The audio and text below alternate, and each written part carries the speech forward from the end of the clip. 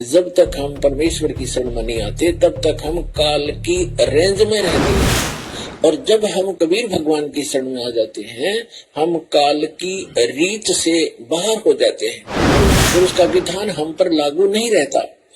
हम परमेश्वर की शरण में आ जाते हैं, और समर्थ की शरण में जो आ जाता है उसको फिर बाहर का व्यक्ति दुखी नहीं कर सकता। उसको स्वयं पता होता है कि इस आदमी के इस शरणागत को छेड़ दिया तो ये तेरा बक्कल उतार देगा।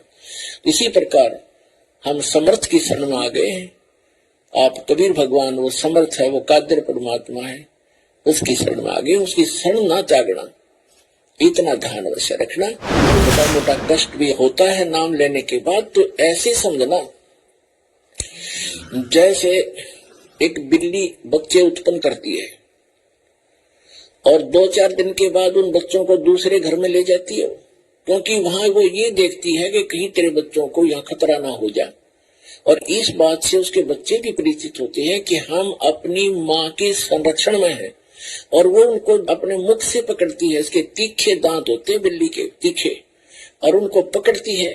और बच्चों को पीड़ा भी होती है, वो ऐसे सिकुड़ जाते हैं, ऐसे लटक जाते हैं, और महसूस होता है कि इनको दांतों का दर्द भी है, लेकिन बोलते गति नहीं, चुपचाप रहते हैं, उस पीड़ा को सहन करते रहते हैं, क्योंकि उनको पता है कि हम अपनी माँ के साथ हैं।